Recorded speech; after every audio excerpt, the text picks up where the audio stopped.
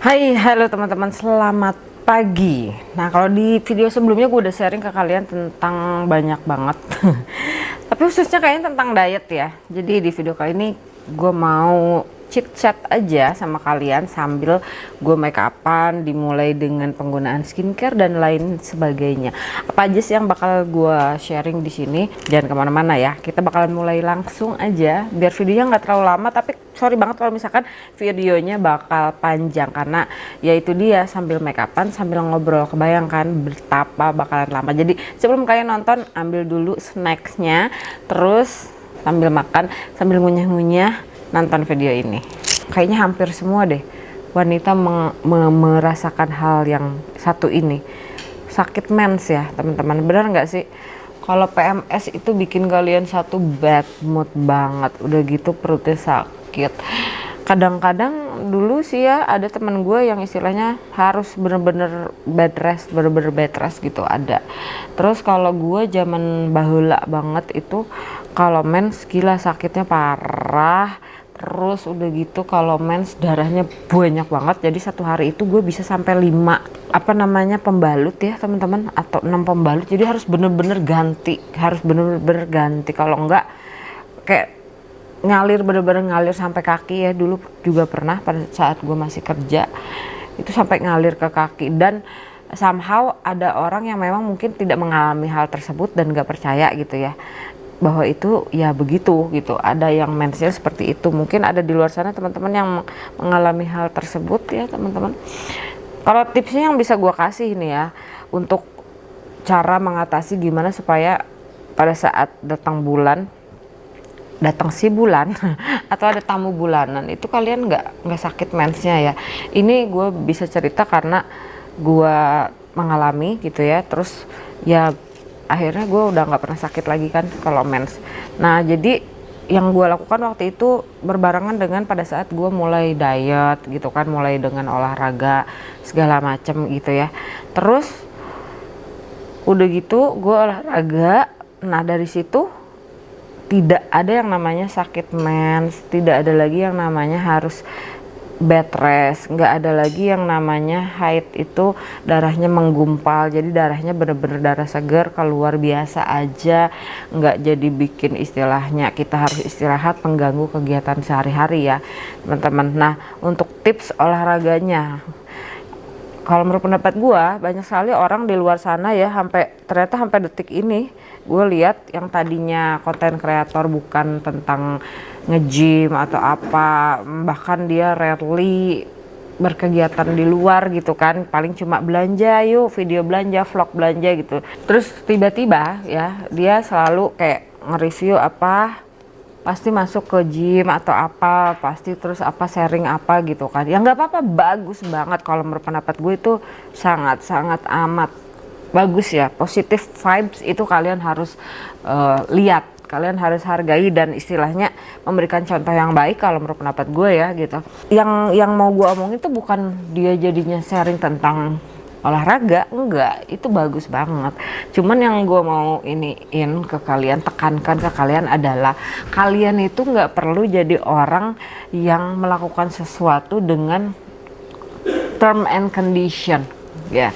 Jangan selalu apa-apa harus ada term and conditionnya, karena kalau menurut pendapat gue kan kalian bukan anak kecil ya, kalian itu adalah orang dewasa dimana kalian sudah tahu mana yang baik mana yang benar kalau menurut pendapat gue ya. Tapi gue nggak tahu ya, kadang-kadang ada juga orang-orang dewasa yang masih ribet dengan melakukan hal-hal yang kurang baik kalau menurut pendapat gue ya teman-teman ya. Tapi ya mudah-mudahan sih di sini viewers gue adalah orang-orang yang memang sudah bisa memilah dan memilih mana yang baik mana yang benar, jadi dia mengerjakan mana yang benar saja dan menghindari yang salah gitu. Gue untuk sunscreennya pakai Skintific 5 times ceramide ya teman-teman. Ini yang ini masih gue pakai dan seperti ini hasil akhirnya. Dan ini biasanya gue diemin dulu beberapa saat. Nah terus ya teman-teman, terus jadi apa dong untuk olahraga ya, tipsnya yang bisa gue kasih bukan gerakannya karena gue bukan personal trainer, tapi lebih ke menyiasatinya gitu. Karena banyak sekali orang-orang di luar sana yang melakukan sesuatu itu berdasarkan term and condition. Satu biasanya nih ya, aku mau olahraga tapi maunya di gymnya yang sana gitu ya. Karena kenapa? Ya udah alasannya alatnya lah begini gitu kan, udah gitu fasilitasnya ya begitu gitu. Tapi ya sebulan udah selesai. Oke. Kenapa alasannya? Biasanya orang yang seperti itu karena dia melakukan sesuatu dengan term and condition ya, dengan alasan gitu. Karena ya jadi banyak banget alasannya, dimana dia akhirnya nanti ujung-ujungnya tidak nge-gym lagi atau tidak olahraga lagi dengan alasan ya. Karena ya itu melakukan sesuatunya aja dengan alasan. Jadi akhirnya dia tidak melakukan hal itu lagi, pasti alasan lagi ya gitu. Karena udah kebiasaan gitu, cari alasan aja gitu. Nah kalau menurut pendapat gue, untuk menyiasatinya gimana kalian bisa melakukan rutin olahraga ya. Kalau gue dulu itu karena berpikiran pada saat gue nge-gym, gue bayar personal trainer mahal ya kan, bayar gym mahal, gue sampai puluhan juta waktu itu. Tapi sebenarnya gue berpikiran bahwa gue nggak perlu banget personal trainer, gue nggak perlu banget tempat gym gitu. Kenapa gue berpikiran seperti itu? Karena waktu itu untuk bisa menurunkan berat badan ya teman-teman, itu baiknya kalian bener-bener berproses gitu ya. Jadi nggak langsung yang berharap dalam 1 bulan atau berapa hari itu turun 10 kilo please ya. Karena untuk melakukan hal itu harus bener-bener bertahap. Jadi waktu itu gue sudah 3 bulan atau berapa itu turun cuma 2 kilo. Karena sebelum nge-gym itu kan dilihat juga kadar airnya, kadar lemak ya kan, kadar massa otot segala macem gitu. Dan di berat badan gue yang cuma 53, gue turun cuma 2 kilo. Itu kan gue kecewa ya akhirnya ya teman-teman. Jadi gue berpikiran ya gue ngapain harus bayar personal trainer, dia ngatur makan gue gitu ya. Terus gue keluar duit banyak. Kalian bisa bayangin kan ya waktu itu. Nah setelah gue keluar duit banyak, gue berpikiran enggak juga sesuai dengan yang gue mau, dimana gue pengen turun berat badannya banyak gitu ya. Sama lah seperti kalian, setiap kali turun berat badan pasti pengennya banyak gitu ya. Udah gitu gue ngeluarin duit banyak, makan gue juga dibatasin gitu ya, karena kan harus mengatur asupan makanan ke dalam tubuh, namanya juga diet ya teman-teman. Gue harus ngatur asupan makanan ke dalam tubuh gue, tapi gue keluar duit banyak. Ngerti nggak sih? Di saat gue mengatur asupan makanan, di saat gue ingin menurunkan berat badan, tapi uang yang gue keluarkan itu lebih banyak gitu. Akhirnya gue putar otak gimana caranya supaya gue nggak keluar lebih banyak uang, tapi berat badan gue turun dengan proses ya, karena gue sudah mempelajari bahwa memang itu memang harus proses. Terus udah gitu harus mengatur asupan makanan ke dalam tubuh gitu. Jadi gue berpikiran bahwa setelah gue mempelajari semua gitu ya, tips-tips dari ini kalorinya harus segini, lemaknya segini, segala macamnya segini gitu ya, diaturnya seperti itu.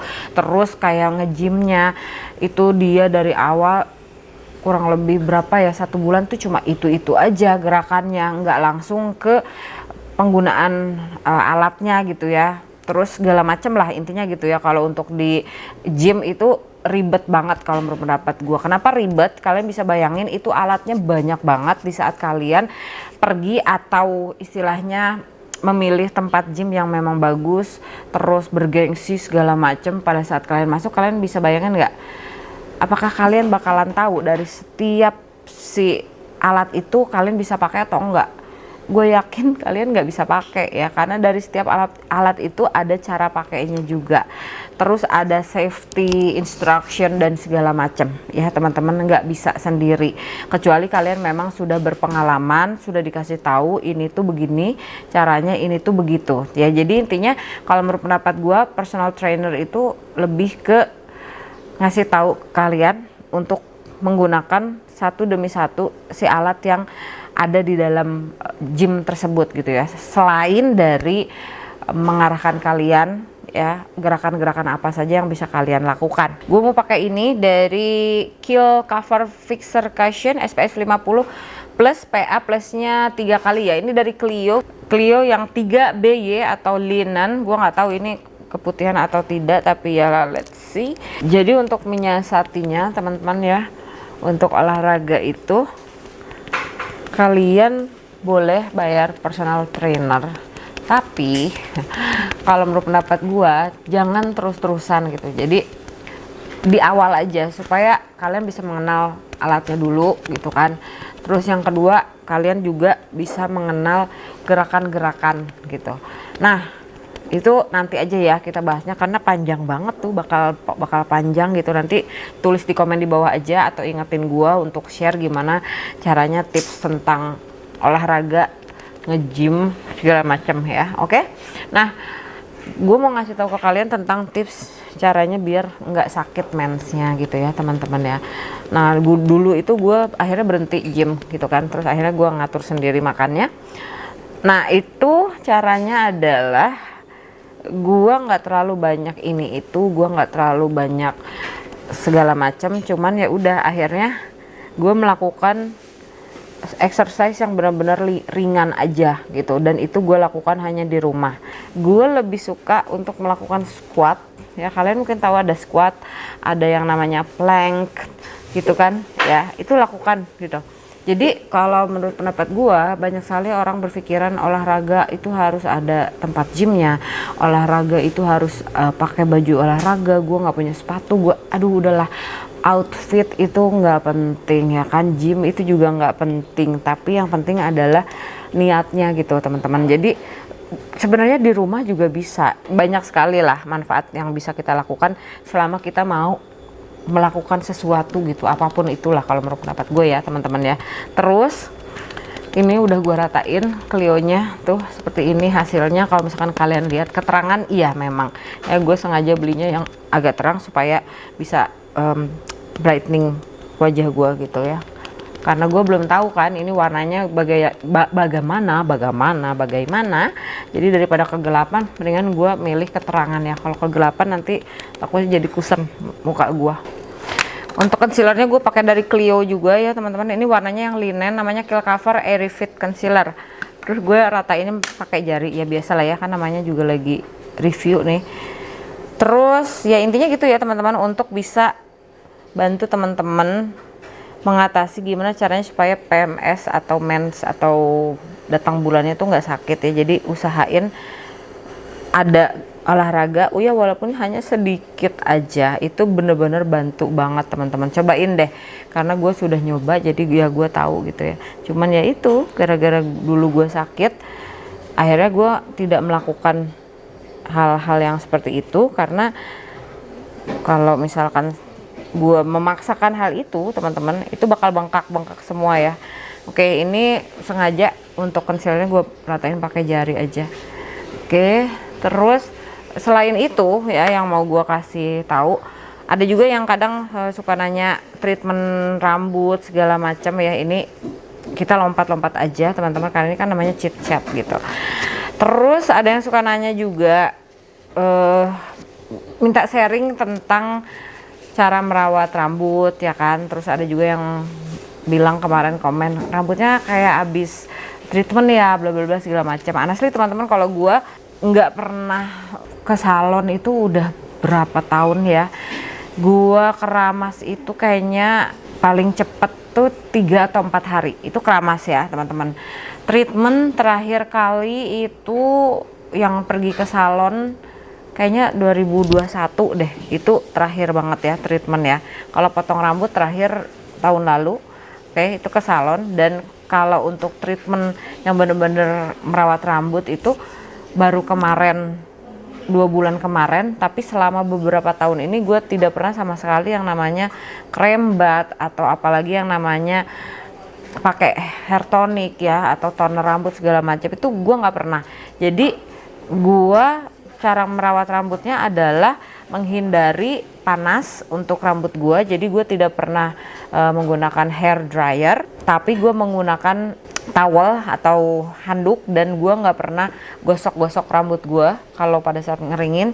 Jadi biasanya gue kalau habis keramas gitu kan, buang ekses airnya. Setelah gue buang ekses airnya, itu gue pakai towel ya untuk ngeringin rambut. Udah gue diemin aja. Jadi bener-bener yang air dryer gitu loh pakainya gitu ya. Jadi udara aja gitu, bukan menggunakan heat. Dan itu udah beberapa tahun ini, semenjak di Bandung ya, 2019 semenjak gue pindah ke Bandung 2019 itu kan udah nggak pernah ke salon ya. Jadi gue cuma pakai hair dryer itu pada saat gue gunting rambut tahun lalu dan pada saat gue ke salon kerimbat antar teman gue, udah itu aja gitu. Selebihnya pernah pada saat udah gue pindah ke Bogor sini ya ada 2 atau 3 kali. Jadi dalam kurun waktu 4 tahun 2019, 2020, 2021, 2022 4 tahun itu mungkin penggunaan hair dryer itu yang pemanas ya paling 4 kali atau 5 kali gitu. Jadi di bawah dari 10 kali. Jadi kalian bisa bayangin ya gue bener-bener menghindari yang namanya heat untuk rambut gue, walaupun gue tidak menggunakan treatmentnya yang segala macam, tapi ya itu yang gue hindari ya teman-teman. Buat next kayaknya powdernya gue mau pakai dari Revlon aja deh, tinggal pakai aja powdernya teman-teman. Kalau misalkan kalian bertemu atau mendapati, bukan bertemu lah ya, belum tentu orang yang nggak suka sama kita itu kita ketemuin gitu kan, mendapati orang yang istilahnya dia kenapa sih kok ngejelek-jelekin kita terus gitu ya. Kalau yang gue lakukan dulu ya, dulu gue bukan ngomongin orang ya, maaf banget, ini cuma untuk sharing aja gimana cara menyiasatinya.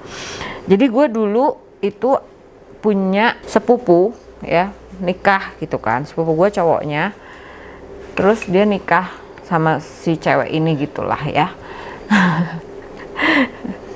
Tapi somehow gue nggak kenal, ketemu aja juga belum sama ceweknya ini, sama istrinya, tapi dia udah ngejelekin gue dong gitu. Gue yang aneh, emang gue kenal ya gitu. Gue tuh kayak ketemu aja nggak pernah gitu, dia ketemu gue pun nggak pernah, tapi dia udah ngejelek-jelekin gue kan. Ih, gue bilang nih orang kenapa ya, mungkin belum kenal gitu kan. Jadi karena memang saudara ya udah, akhirnya suatu waktu ada acara gitu kan, akhirnya gue temuin dia gitu. Udah ya biasa aja karena memang gue sama sepupu gue aja deket gitu ya teman-teman. Jadi ya kenapa enggak gitu, gue menyapa. Dan kebetulan waktu itu ada event dimana adik gue married, jadi saudara pada kumpul kan. Terus salah satunya cewek ini gitu datang, ada suaminya sepupu gue, dimana gue deket banget dulu main bareng gitu kan. Udah, terus udah gitu ya gue deketin aja, dan ya selayaknya seperti saudara gitu kan. Ya gue ngobrol sama sepupu gue gitu kan. Terus gue menyodorkan tangan gue untuk kenalan ke si cewek tersebut tadi, dan ya so akrab aja gitu karena memang saudara kan gitu. Udah dari situ ya kelihatan sih emang sebenarnya dia pengen deket sama gue ya, ngomongin. Bukan karena dia benci gue, karena nggak tahu somehow lah ya. Jadi dia itu kayaknya mencari tahu gitu ya tentang gue dengan cara ngejelek-jelekin gue gitu. Ya udah ya biarin aja lah ya, intinya gitu sih teman-teman, cara menyiasati orang-orang yang julid, cara menyiasati orang yang nggak suka sama kita itu dengan positive vibes ya, bukan dengan dia udah ngejelekin kita, dia udah ya udah gue balas aja dengan apa, muka yang aduh. Kalau gue apa ya istilahnya, gue nggak punya waktu, nggak punya tenaga untuk bikin muka gue jadi berkerut atau muka gue jadi jelek gitu ya. Kebayangkan kalau muka kalian ekspresi yang bisa bikin wajah kalian jadi jelek, udah pakai skincare mahal-mahal gitu kan, kalian malah bikin wajah kalian jadi berkerut, jadi nggak bagus. Mendingan senyum ya kan, ya nggak, gitu. Daripada ngasih negatif vibes, orangnya udah nyebelin, tambah dia juga nanti ngebales lagi gitu. Kalau gue seperti itu. Tapi gue juga bukan tipe orang yang bisa pura-pura kalau gue nggak suka. Jadi gimana ya, itu jadi kayak dua sisi koin ya. Yang satu dimana gue bukan tipe orang yang totally membalas kalau ada orang yang nyebelin, tapi di sisi lain gue tidak bisa menyembunyikan pada saat gue nggak suka orang gitu kan. Bener nggak sih teman-teman? Itu kayak dua sisi koin yang berbeda nggak sih? Yang satu negatif, yang satu positif gitu ya. Itulah gue gitu ya, seperti itulah gue nggak bisa menyembunyiin kalau gue nggak suka sama orang, apalagi muka gue. Pasti muka gue nyebelin banget, oke? Dan untuk eyeshadow gue pakai dari Raman. Terus udah gitu ya yang gue lakukan kalau gue ketemu sama yang komen-komen nggak bagus gitu lah ya istilahnya, kalau gue sih ya gue doain aja gitu ya, terus gue balas, udah ntar dia jadi akhirnya sering nonton video gue deh. Itu yang terjadi ya teman-teman. Selama ini sih kayak gitu, jadi gue nggak pernah ngebalas hate dengan hate lagi gitu, gue ngebalas hate dengan compassion ya, terus kasih sayang gitu. Nggak ada tenaga gue untuk gitu-gituan gitu, tapi kalau gue nggak suka biasanya gue nggak ada tenaga buat nahannya gitu, jadi ya gitulah. Kurang lebih kayak gitulah ya. Aduh ya Allah, aduh ribet nggak sih, tapi ya intinya jadilah diri sendiri. Itu dari zaman bahula ya kata-kata itu, jadilah diri sendiri. Iya, karena capek kalau pura-pura gitu, nggak bisa gue pura-pura.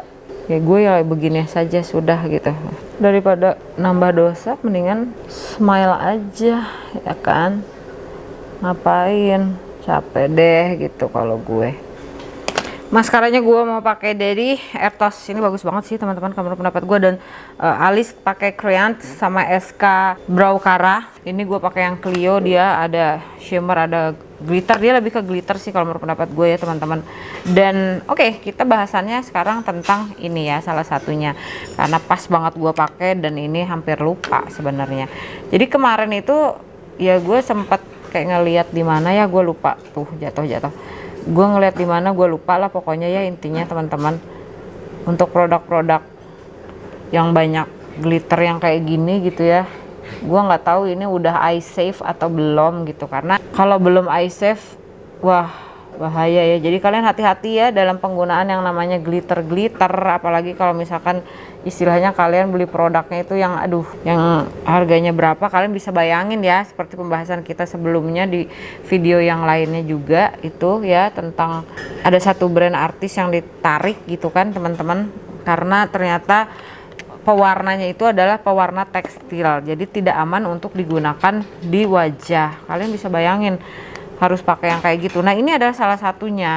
Jadi untuk produk murah gue nggak kebayang gitu ya, dia bisa kasih pigmentasi yang tinggi, terus halus, blendability-nya juga bagus banget dengan harga yang sangat amat murah gitu. Nah kalau untuk produk dari Clio ini insya Allah mudah-mudahan, walaupun gue juga nggak tahu ya hasil tesnya apakah dia memang benar-benar aman atau tidak untuk si glitternya ini, cuman ya itu dia, kalian tetap harus hati-hati dalam penggunaan yang namanya make up, khususnya apalagi eye make up yang ada glitternya seperti ini ya teman-teman. Jadi gue tidak menyarankan kalian menggunakan glitter di mata kalian gitu ya, karena kalau untuk apa ya, ketentuan keselamatan konsumen kalau di luar negeri itu udah tinggi banget ya teman-teman. Jadi pada saat kalian itu membuat sesuatu ya, atau membuat produk itu, mereka punya regulasi di mana konsumen memang benar-benar terlindungi gitu ya,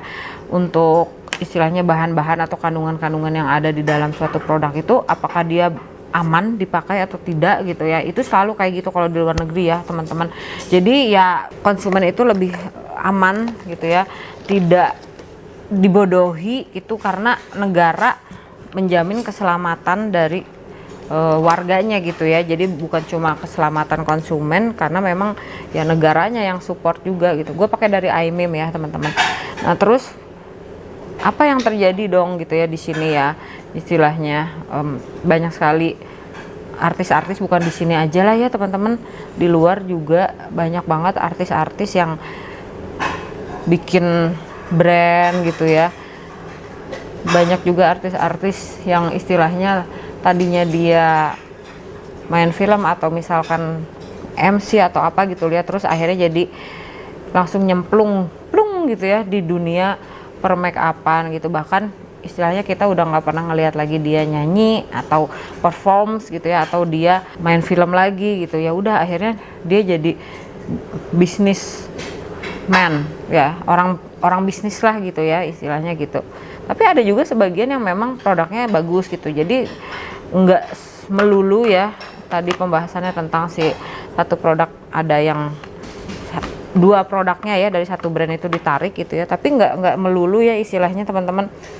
produk artis itu nggak bagus gitu ya. Jadi gue nggak bisa menyamaratakan gitu ya satu produk atau satu brand aja itu nggak semuanya nggak bagus ya teman-teman, nggak semuanya yang bermasalah ya. Dalam satu brand itu yang ditarik itu cuma 2 produk ya teman-teman, itu pun dalam satu produk aja bisa ada 5 atau 10 macam ya. Itu cuma kurang lebih 3 produk ya maksimal ya, 2 macam produk, 3 jumlahnya ya yang ditarik lagi, enggak dari ke semua brand itu gitu ya teman-teman. Dan ada juga yang memang brandnya juga bagus gitu ya. Di sini juga punya regulasi ya di Indonesia ya teman-teman untuk melindungi konsumen, yaitu ada Badan POM ya untuk ngecek semuanya. Tapi itu dia, itu kita kan nggak tahu ya seberapa nakal si produsennya itu gitu kan. Siapa tahu aja nih, kita nggak tahu ya kan. Sekarang lagi rame, lagi marak banget obat batuk untuk anak yang ditarik ya teman-teman, karena dia juga mengandung susu cairan ya. Jadi dari setiap semua produk yang kita tahu ya, mungkin kita pakai itu ada kandungan-kandungan kimia ya teman-teman. Itu ada yang namanya untuk pencair, pelengket, pengental, itu ada namanya ya teman-teman. Bahkan sampai ke serum-serum yang kita pakai pun itu menggunakan kandungan tersebut ya teman-teman. Nah salah satunya adalah si obat batuk cair untuk anak itu, dan itu bikin gagal ginjal. Sedih banget gue ya sebenarnya ya teman-teman. Mungkin ya sebenarnya untuk penggunaan dari setiap kandungan yang ada ya, itu bukan melulu yang istilahnya kandungan A ini berbahaya, kecuali memang sudah dilakukan research ya, penelitian bahwa memang kandungan tersebut ini berbahaya. Ada kemungkinan si kandungan itu kalau dipakai dalam jangka waktu lama itu berbahaya, bisa jadi begitu ya teman-teman. Kalau menurut pendapat gue ya, sama seperti kita bakal bahas tentang autoimun gue, sama seperti steroid untuk kita yang punya penyakit autoimun ya teman-teman, seperti steroid. Nah untuk steroid itu kalau gua berobat di Singapura itu kita emang nggak boleh pakai steroid ya teman-teman. Cuman kalau dikonsumsi dalam jangka waktu tidak terlalu panjang mungkin ya, setahu gua gitu. Tapi intinya steroid itu berbahaya walaupun digunakan untuk medication ya atau pengobatan gitu teman-teman. Karena kalau di luar negeri itu pakainya apalah, ada ya obat tertentu gitu ya khusus untuk yang autoimun. Tapi somehow gue nggak tahu kenapa di Indonesia itu pertama kali gue berobat, pertama kali gue punya symptoms ya atau punya gejala, dan istilahnya belum dilakukan anates waktu itu, tapi baru gejala aja itu gue udah langsung dikasih steroid gitu ya teman-teman. Dan setelah itu gue berobat ke Singapura ya, tapi itu dia dokter gue yang di Singapura menyayangkan gitu ya, aduh udah dikasih steroid ya gitu, karena untuk steroid itu kalau diilangin nggak bisa langsung diilangin, nggak bisa langsung di stop ya teman-teman. Jadi harus bener-bener step by step. Dan even gue sampai terakhir gue berobat pun di Singapura ya, itu masih gue minum steroid gitu, karena memang nggak bisa diilangin, tapi harus step by step dikurangi dosisnya gitu teman-teman. Dan ya intinya balik lagi ke yang tadi ya, kandungan apa itu cairan atau apa yang ada di dalam obat batuk anak-anak itu mungkin sebenarnya ditentukan jika dalam dosis tertentu itu dia masih bisa dikonsumsi. Tapi ya namanya anak-anak, setahu gue ya kayaknya paling sering lah yang namanya batuk pilek gitu ya, kalau apalagi bayi, balita, batita gitu, terus anak-anak khususnya gitu, dingin sedikit, kena hujan sedikit gitu kan, dia udah langsung batuk gitu, karena memang imun tubuhnya kan belum kuat. Makanya ada yang namanya vaksin gitu kan, jadi supaya dia bisa lebih kuat kalau terkena virus tertentu gitu. Makanya kebanyakan anak-anak gitu, bayi kebanyakan ya rentan terhadap suatu penyakit gitu ya teman-teman. Makanya di sini tugas orang tua khususnya gitu ya, memastikan bahwa anak kita itu benar-benar ngikutin protokol yang dianjurkan sesuai dengan ketentuan negara lah ya, seperti vaksin dan lain-lain sebagainya. Cuman kalau misalkan balik lagi ke dalam kasus yang sekarang lagi ramai banget itu ya, tentang si obat batuk yang kandungannya itu bukan salah orang tua ya teman-teman, lebih ke salah dari siapa, ayo teman-teman, karena kan harusnya menurut pendapat gue pribadi nih ya, kalian coba tebak siapa yang harusnya bisa lebih mengontrol hal tersebut ya. Ini pendapat gue, karena harusnya dari setiap semua produk atau apapun itu ya, setelah dilakukan yang namanya tes ya dan lain sebagainya, baiknya sih harusnya menurut pendapat gua itu dilakukan tes ulang. Jadi ada yang namanya masa kadaluarsa dari surat izin edar ya. Tapi kan gua nggak tahu ya, gua nggak ngerti, gua sama sekali nggak paham lah ya untuk hal-hal itu. Mungkin memang ada, tapi kan balik lagi kita nggak tahu produsennya bandel atau enggak gitu ya. Kalau produsennya bandel, sedangkan regulasi yang ada di Indonesia ini sudah baik, ya susah kan, nggak bisa diketok ke pabrik masing-masing, nggak bisa kan diketok satu-satu juga gitu. Makanya kalau menurut pendapat gue ya intinya kualitas manusianya yang harus dibenerin sih gitu kali ya. Kalau regulasinya udah ada gitu kan, terus istilahnya untuk pengecekan juga sudah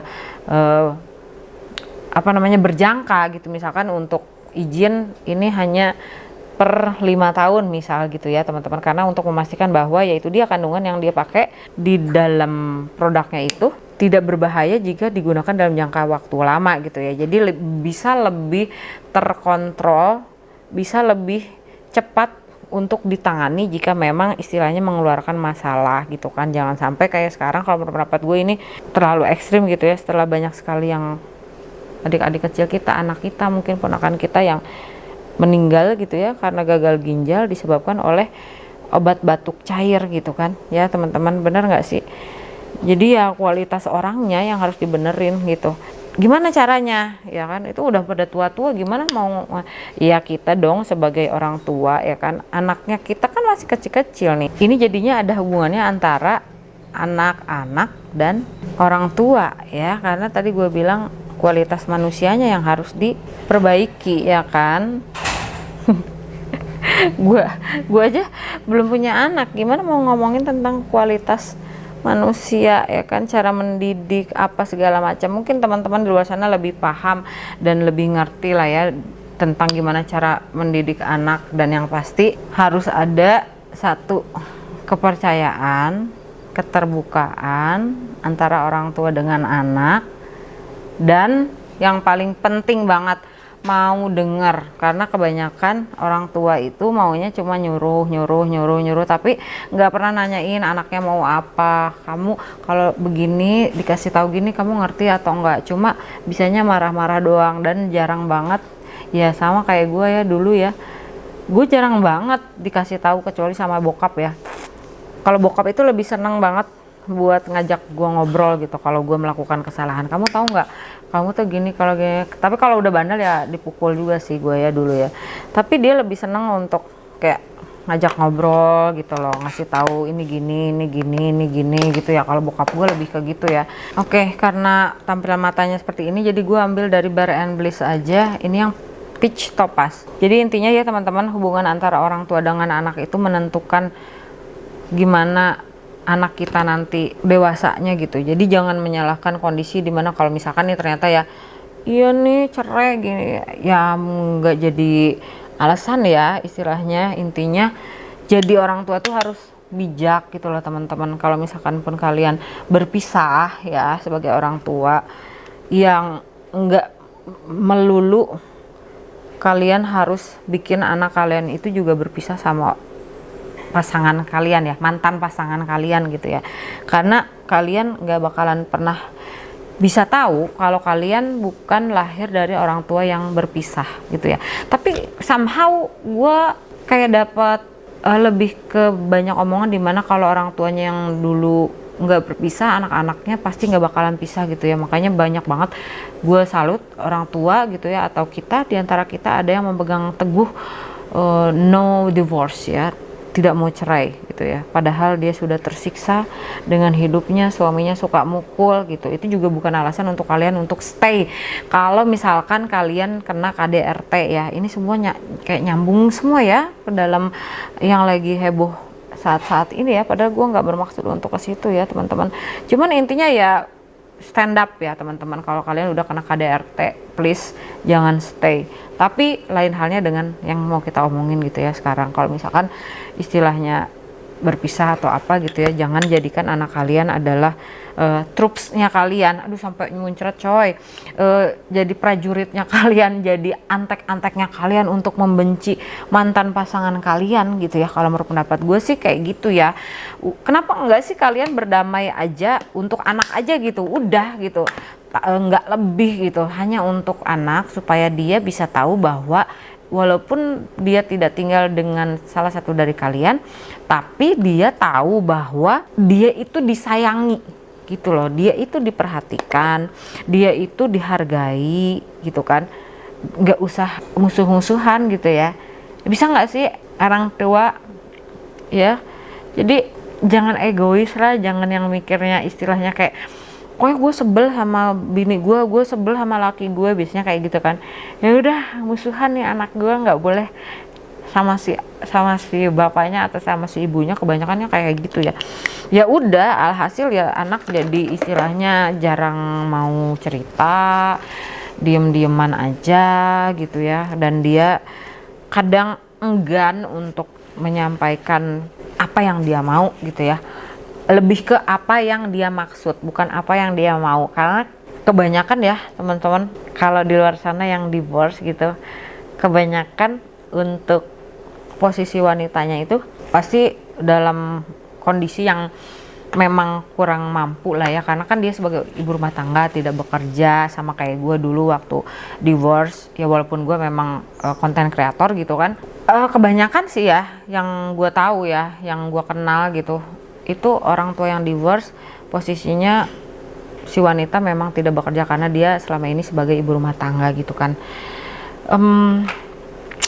Ya selalu diposisikan dia sebagai orang yang apa ya istilahnya, yang paling susah, yang paling menderita, yang paling gitu ya, posisinya seperti itu.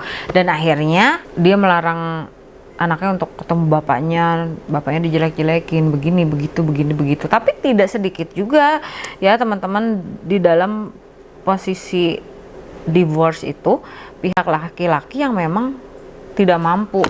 Ada juga teman-teman, banyak juga gitu ya. Ini untuk lipstick gue pakai dari Maybelline yang nomornya 60 Mischievous Vinyl Ink. Jadi intinya ya teman-teman, yang buat teman-teman yang punya anak gitu, bikinlah anak kalian itu menjadi orang yang berkualitas ya, dengan meyakinkan dia, tetap memberikan dia kasih sayang kalian, tidak membatasi dia untuk dapat kasih sayang dari mantan pasanganmu, yang dimana mantan pasanganmu itu tidak akan pernah jadi mantan ayah atau mantan ibu dari anak kamu gitu ya, atau dari anak-anak kamu gitu.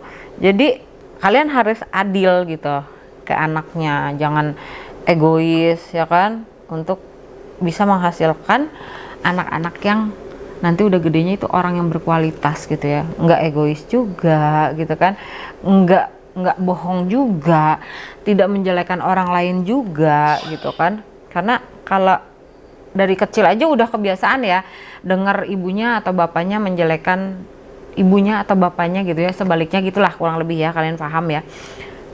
Jadi nanti anak itu akan berproses menjadi orang yang sudah terbiasa menjelekan orang lain gitu. Yang gue tahu ya kayak gitu ya. Terus apalagi yang cenderung terjadi?